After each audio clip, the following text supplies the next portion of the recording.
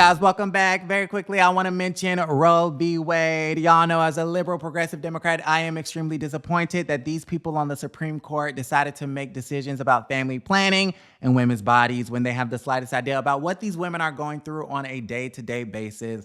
All they've done is make abortions less safe, in my opinion. And not to make it even more political, but in my opinion, this is happening because this is a direct consequence of the 2016 election, when we as a people decided to elect President Agent Orange and usher in, his hot Cheeto self, along with his borderline porn star wife. We moved them into the White House, and he was able to, and fortunate enough to, appoint 3 conservative justices to the court. Fast forward to 2022, they decided at their first earliest convenience to overturn Roe v. Wade. Y'all, this is a consequence of electing Agent Orange. It is what it is, and that's just the bottom line. Now, there are some people like Nina Turner who are upset with the Democrats because she believes they have failed to act to codify the Supreme Court in their decision. However, Nina, newsflash, number 1, there's a reason why you lose every race you enter. And number 2, we have a simple majority in Congress, but we don't have the sort of majority that grants us the opportunity to just pass any and everything. So to me, it all comes down to voting. Okay, y'all get registered to vote. The midterms are in November. Don't forget. Moving right along. I did want to read out these tweets from some of the housewives. Candy Burrs Tucker said that the whole entire bench needs to retire. She says, please retire them ASAP after this shit.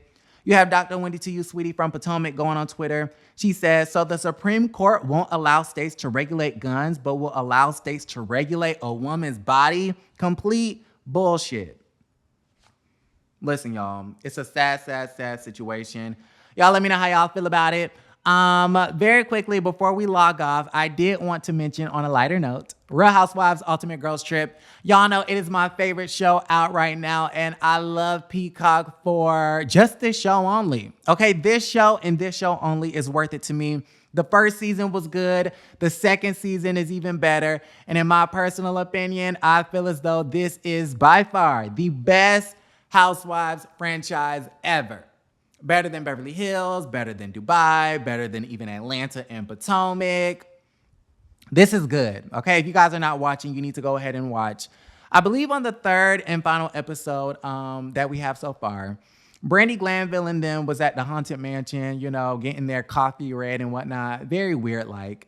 And she was just going crazy. Like, she had told Tamara to shut the F up, and then Tamara, Judge, was going off. She told Taylor Armstrong to shut the F up, and Taylor Armstrong is out there doing this, and she's like, you don't tell me to shut up, and you don't tell me to do that. And it was definitely reminiscent of the cat meme, and it was a mess.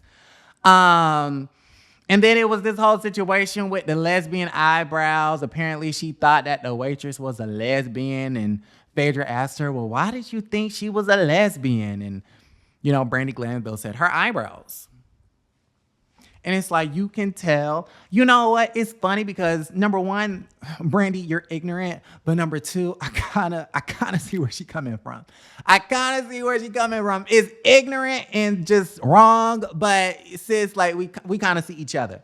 So, Brandy Glanville is a hot ass mess. And then, y'all, get this. She's supposed to be a part of the cookout. So, yes, they have a cookout kind of like Big Brother, where it's Eva Marcille from Atlanta, Phaedra Parks from Atlanta, and of course, Brandy Glanville, the drunk, crazy girl from Beverly Hills, right?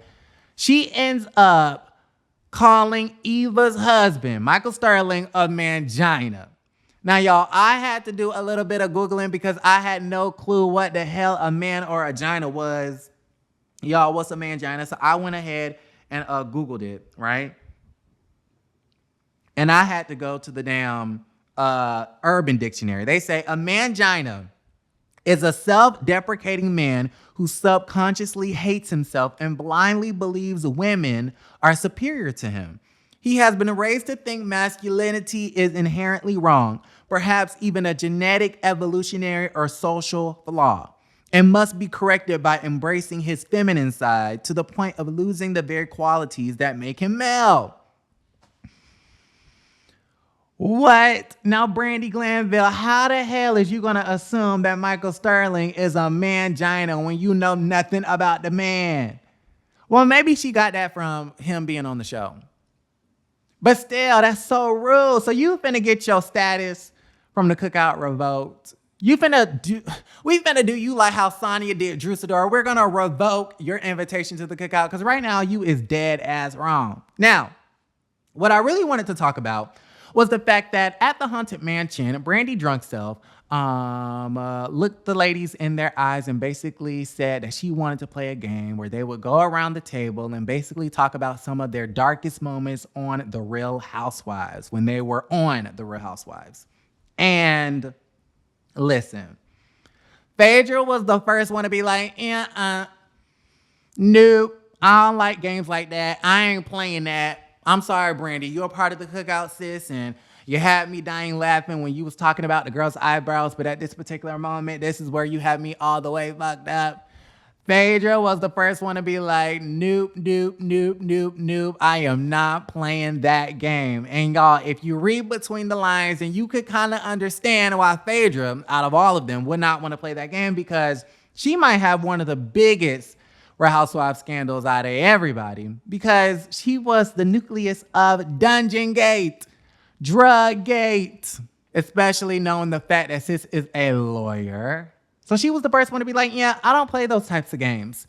But interestingly enough, Brandy Glanville recently did an interview with Extra TV, and she said that she had admired Eva because of Top Model, and she said that Phaedra Parks was one of her favorite peaches, and she was super excited. She wanted to get along with both of them, and she was hoping and praying and wishing that they would be open to a lot of her questions, because Brandy, like a lot of us, wanted to know why the hell Phaedra was fired from the Real Housewives of Atlanta. What was the real reason? And apparently she asked Phaedra, and allegedly Phaedra reveals it on camera. Was it because they chose Candy Burst Tucker over you? Was it because you were a legal liability? Was it because you wanted a raise? Was it because you quit? Why did you leave, sis? We all want to know. How Nene Leakes said, we all want to know. So y'all let me know how y'all feel about that situation. Don't forget to like the video, subscribe to the channel, and don't forget to create a great day.